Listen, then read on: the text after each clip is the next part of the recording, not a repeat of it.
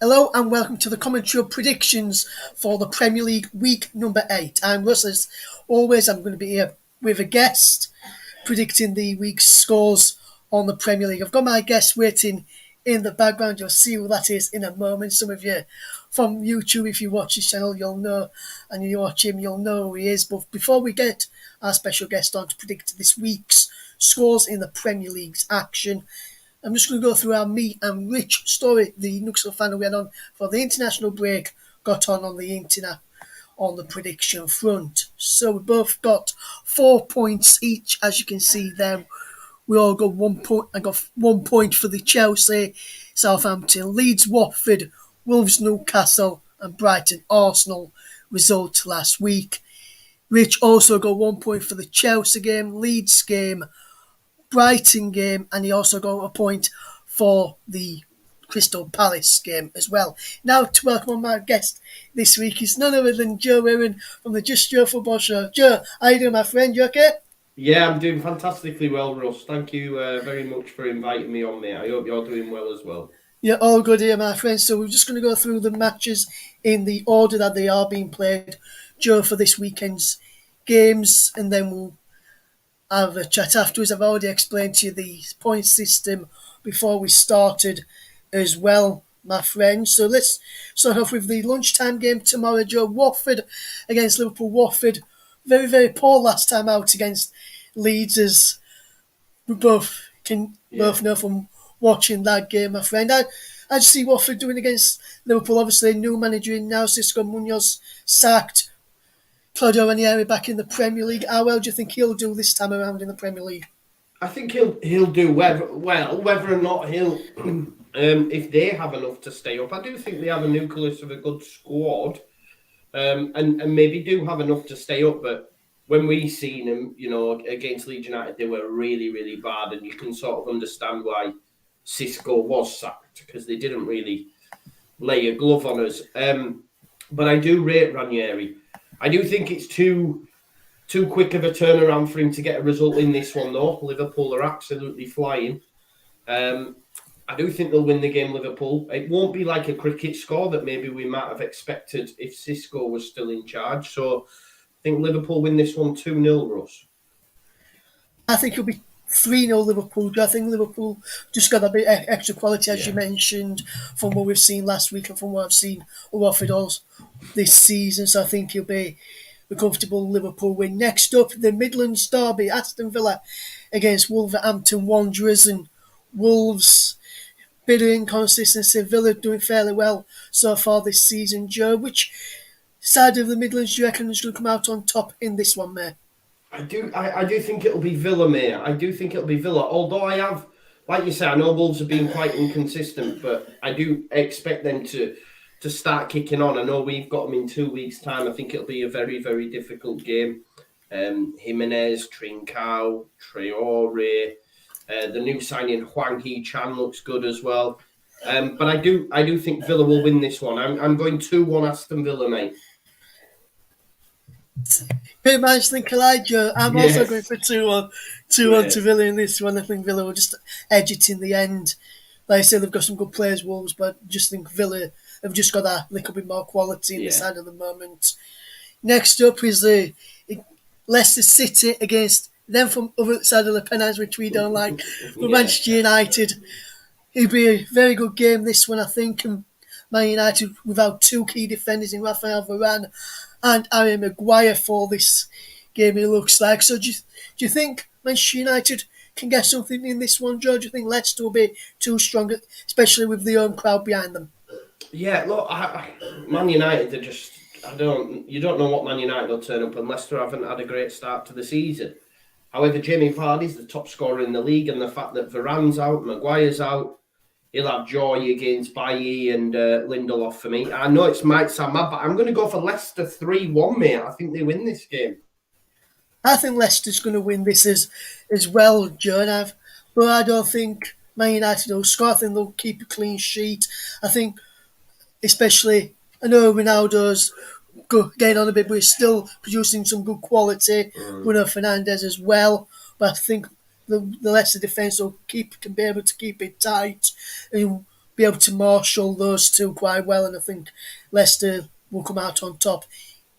Next one is Man City versus Burnley, and just to point out as well, Joe, one of the team here in the commentary hub in one of the channels you're going out on, JB Sports, which is one of the partner channels here, the owner of that one, John Stuttard, JB, he is a big Burnley fan, so be careful of what you say. I say this to all my guests that I get on when I come to the Burnley games, but Man City, I can't see any other than a Man City win in this one for me. Joe, do you feel the same way as well, that Man City will be too strong for Burnley in the end? Yeah, I mean, no disrespect to Burnley, but they're too strong for the majority of teams in this division, aren't they? Let's be honest. So, Burnley have not had a great start to the season. Gave Norwich their first point. I just think Man City will have far too much. And I'm going to go as far as to say it could be 5. 5. I know it was 5 last season, wasn't it? I think Bailey Peacock-Farrell played his debut, I think, maybe, and Yeah, I conceded a think load he of goals. did, yeah. Yeah, I'm going to go 5. 5 City. Sorry, JB, but I think City will have too much. Yeah, I think City will have too much as well. I'm going for a 4-0 Man City win in this one, Joe. Next up is Norwich City against Brighton. Brighton going fairly well near the top, with Norwich picking up that solitary point last time out in their game against Burnley last time out. But I think Brighton will be too strong for the Canaries in this one, and I'm going for a 2-0 Brighton win. I just see this game going, Joe. Yeah, Brighton are very good, and I do really like Graham Potter. Really, really like him. They're still not scoring loads of goals, but I think if they were to have a better striker, they would. I'm not saying Neil Maupay is bad, etc., but I just think if they had that next level up, they would score a lot because they do create a lot. I do think they'll beat Norwich. I'm going to go for 1-0 Brighton, mate. I do expect it to be tight, but I will go for 1-0 Brighton. Yeah, next up, Joe, is the game on the South Coast, Southampton against our team, Leeds United. And I know every week, yourself, like me, always backs our team Yeah. to win whichever team we come up against, whether it's Man United, Chelsea, Liverpool, Man City, whichever team we come up against. Obviously, I know you're going to go for a Leeds winning this one. Joe, how do you see this one going? Do you think it'll be a tight game, or do you reckon Leeds can just run away with it with the fast pace of likes of Dan James, Rafinha if he plays, Harrison, players like that? Yeah, I don't know. There is the opportunity for us to click into gear and start scoring goals, but we've not quite done it yet. I'm not overly concerned about Southampton. I think they've scored 5 goals in 2021. They've only scored, I think they haven't scored from open play since August the 28th. So they're struggling. And of course, they're without James Ward-Prowse. They're without Shea Adams. This is the first time in 2 years James Ward-Prowse has missed a game for Southampton. So it's going to be a big miss. And, Leeds United might not have Rafinha, but I still think we'll have enough to beat Southampton. I do expect it to not so much tight. I think we will create a lot like we did against Watford. I know that only finished 1-0, and from the outside it might have looked tight, but me and you both know we absolutely battered Watford. So I think it could be similar in that respect, but I do think I'm going to go 1-0 Leeds. I think it will be tight. I'm going for a 2-0 Leeds. I think we'll get an early goal. Southampton will have to come out, and then we'll nick another one on the break in the second half. And I think we'll keep it tight and be interested to see what side Bielsa puts out, which we'll have a little bit of a chat about that at the end. Next up is Brentford against Chelsea on Saturday evening in the 5:30 kickoff. In another London derby, in Brentford, the term whether it's been at Griffin Park or the Brentford Community Stadium have always proved to be a tough ask to play against a term with, like we found out past few seasons when we were in the Championship. And so I think it'd be a tough ask for Chelsea, but I think Chelsea have got enough here to go on to win it. Joe, do you have the same mindset in what squad are you going for in this one, mate? I do have the same mindset as you, Russ. I do think it will be a tough game for Chelsea, but they will have too much for Brentford. Like you said, I think Brentford are really good at home. They're a really good side. It pains me to say it, but Thomas Frank's a great coach. He's proven that. But I do think Chelsea will have too much. I think I'm going to go for 2-0 Chelsea. But it won't surprise me if Brentford got a draw. But I am going to go for 2-0 Chelsea. I'm going to go for a 2-1 Chelsea. I think Brentford will score first, but then Chelsea will come out at them and get the want to get the win. Next up is Everton against West Ham. Two teams, from what I've seen already this season, I think will be up there or thereabouts in the about the top six, especially West Ham where they played, and Everton on the counter if they can keep Calvert-Lewin fit and Richarlison fit. Everton, I can see them being up there. And do you think with this one, do you think it'll be a tie game, Joe? Obviously, David Moyes against Rafa Benitez. We know what the kind of managers they have been in the past in the Premier League. Do you think it'll be a tie game, this one? And who do you reckon's going to come out on top? Yeah, I do. I do think it will be tight, mate. And I think it'll be a good game. I think it'll be a good game of football with two great coaches, two great managers, But I do think, and I agree with you, Russ, I think having seen both of these sides, got a point against Everton, lost last minute to West Ham, but them two sides for me will be fighting for them European spots. But I'm gonna go with Everton in this one, mate, and I'm gonna think Rafa gets the win. I'm gonna go 2-1 to Everton. I've gone for a West Ham win in this one, and I think there'll be 5 goals in it as well. I'm going for a 3-2 West Ham win. I think West Ham just shown they can score goals. Look at them against Man United in the league. They were very unlucky there, but they won them in the Carabao Cup, and they've performed well in the league. And I know it's fresh after an international break. They'll have some players fresh. I know Declan Rice played for England in midweek, but I think he'll have the ability to help the West Ham side go on to get the win. Next up is Newcastle United against Tottenham Hotspur on Sunday in the 4:30 kick-off. And it's the first game for Newcastle under the new owners, who confirmed earlier, Joe, that Steve Bruce is going to remain in charge. Obviously, a lot of Newcastle fans, especially Richard I spoke to last week, well before the international break on here, wanted him out and still want him gone and still think he'll go. Do you think Newcastle will get the win against Tottenham, or do you think Tottenham under Nuno can get the win here? I know there's been a bit of pressure recently on Nuno because Tottenham's not been performing well. Do you reckon it'll be a battle of two sides who are not performing well and a draw, or do you reckon someone's going to come out on top? Do you know what? This is going to be my little bit of a wild card pick. I'm going to have Newcastle. I know they've still got Steve Bruce in charge, but I think the place is going to be bouncing because of the new owners. The players as well, it could lift the players, and things aren't great at Tottenham. Harry Kane's not doing well. Of course, Son's quality and continues to pull up trumps or come up trumps for Spurs, but this is going to be my wild card pick, and I'm going to go for 2-1 to Newcastle. I've gone for the other way. I've gone for 2-1 to Spurs. I think Spurs will just edge it, and then the pressure will pile on Bruce even more, and they'll be wanting him out fairly quickly after that one. I've seen a lot of people today before we went to know that people are saying he's only staying in charge of this one so he can take charge of his 1,000th game. So I think a lot of people probably think as soon as that's done, it'll be out, but I think they're waiting to find a right experienced interim head coach first before getting rid of him. The next up is the final game of the Premier League weekend, which is Arsenal at home to Crystal Palace. And how do you see this one going, Joe? Do you reckon it'll be a win for Arsenal, or do you reckon Crystal Palace will surprise Arsenal here and get the win? Because they were very unlucky against Leicester last time out not to go on to get the win after fighting back quite well in that one. Do you see Palace doing something similar here and potentially getting a draw? They could do, mate, but I think Arsenal will win this one for me. I'd like Crystal Palace to get a result. I think, Patrick Vieira's doing a good job there, and I said it'd be the first manager sacked, so there you go. But I'm going to go for 2-0 Arsenal, mate. No, 1-0. Actually, scrap that. I'm going to go 1-0 to Arsenal. 1-0 to Arsenal for Joe. He says so there.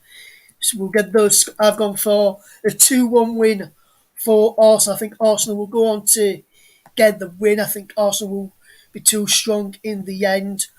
We will get the win in this one. So that's. But before we do go, I'm going to just ask you now, Joe. Obviously, we both saw some of the international break, and obviously, I know you, from what I saw on your channel yesterday, you didn't see the second game, but what I can tell you is that England definitely missed Calvin Phillips in that second game, yet on in midweek.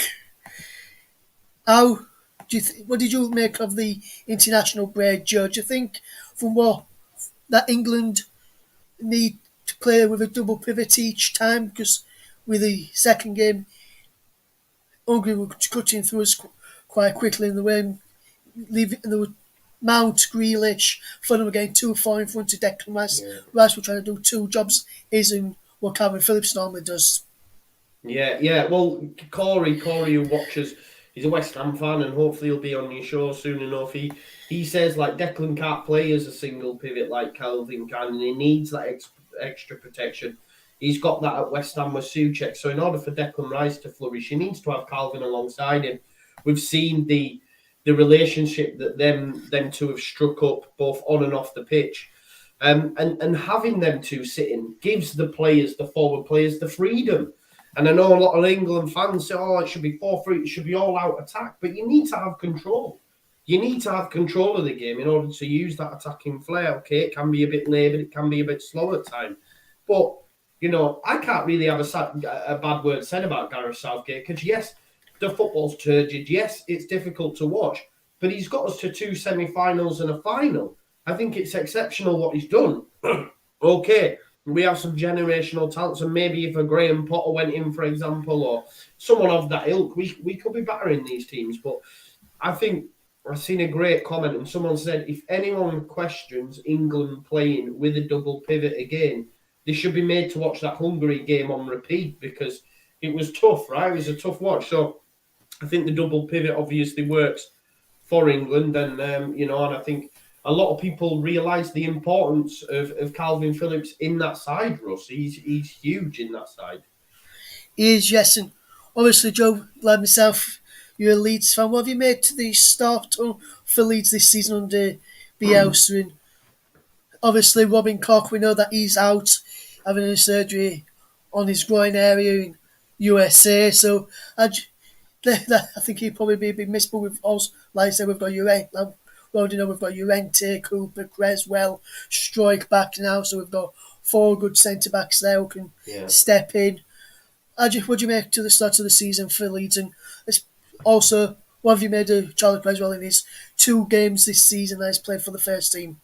Yeah, so I mean, the season's not been the best. We could have asked for a better start, Russ. I mean, we all would have liked that. I mean, I don't know how I'd have coped during the international break had we have not beaten Watford. It'd have been 2 weeks of hell, wouldn't it, mate? So it was good to get that win on the board, and I now look at the next 4 fixtures, Russ, and I think they're favourable. Wolves and Leicester will be tough, and Southampton won't be easy. Norwich is Norwich. I keep saying that, but I have this horrible feeling that they'll beat us just because it's Leeds. But, the next 4, they're very winnable. If we were to get, 9 points, 7 points, it's a good return, and we'll start to soon climb up that table, I think a lot of Leeds fans were getting carried away talking about relegation and stuff. There was no need for that. I was never concerned about that. Not the best start, but listen, it's a 38-game season, and I think a lot of people are comparing it with last season. And we can't expect them levels week in, week out. It's very tough, the Premier League, and in order for us to progress, we need to improve the squad, and we haven't done a lot of that. Have we, Russ? You know that yourself. Yeah. So we'll be all right this season. That's totally fine. And as for Charlie Creswell, mate, wow, what a player. I think he'll play for England for sure. I think he's that good. He's got like the old school like, I hate to make this comparison because I don't really like him, but like your John Terry. But then he's also got the footballing ability as well. Do you know what I mean? To coincide with that, he's like a throwback, but also very modern as well. He's a great centre back, and the way he played against Antonio, I thought it was exceptional, Russ. Yeah, it were very, very good there as well. And just before we go, Joe, just one quick one. Obviously, I know you've got your own channel and as well. Just want to tell the listeners of the commentary of JB Sports, JDA Football, Storm FM, where they can find you and what you've got coming up on your channel in this next week or so, Joe, please. Yeah, great. Yeah, it's the Just Joe Football Show. It is heavily Leeds based. However, we do have a Premier League preview and review show. We have a preview show that goes out on a Thursday, a review show that goes out on a Monday, both at 8 o'clock. I've got a new midweek segment coming with myself and a female Leeds fan. That's going to become a regular thing. So that's on a Wednesday. Monday and Thursday we have that. And of course, I have previews of the games, reviews of the games, any news. I reacted to the news about Rafinha possibly going to Liverpool earlier on, so that's out there. And I also do watch along. So when I'm not at Ellen Road, like this weekend, Leeds play Southampton, so I'll be at home because I'm not going to the away game. I have a family, so I have to split up my time. So I'll be doing a watch along for that game. So make sure you join me if you are stuck for something to do. And thank you so much for having me on, Russ. Yes, and just one quick one you touched there on Rafinha. Yeah. Brazilian debut in this past international break, two appearances from the bench, a start today, and 2 assists in that time, and 2 goals as well. What a second goal today in early hours of this morning, and what a talent Rafinha is, Joe. Oh, mate, he's amazing. He's amazing. And it's so funny seeing like Brazilian fans saying, Qatar World Cup, you better watch out, and showing pictures of Neymar alongside Rafinha. And his stock just continues to rise. He's an exceptional footballer. One of the best players, man. We've had in a very, very, very long time,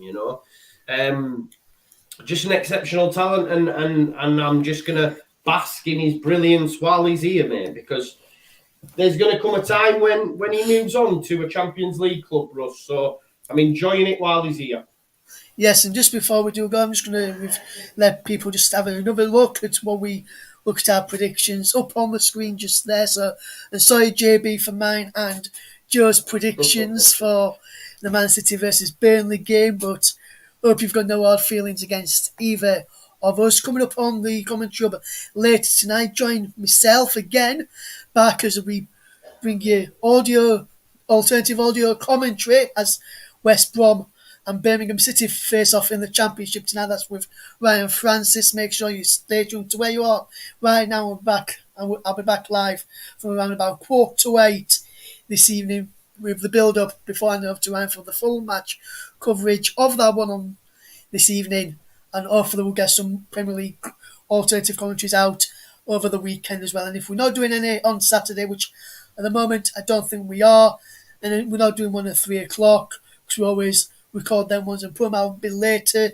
due to the blackout that we've got in the UK. But if you want to, so Saturday at 3 o'clock, which is tomorrow, guys, if you're watching this later today, head over to the Just Joe Football Show to go and give him some support on his Leeds United away to Southampton watch on. But from myself and from joining the team here in the commentary of JB Sports, JDA Football and Storm FM, thank you very much for watching, and we'll see you again soon.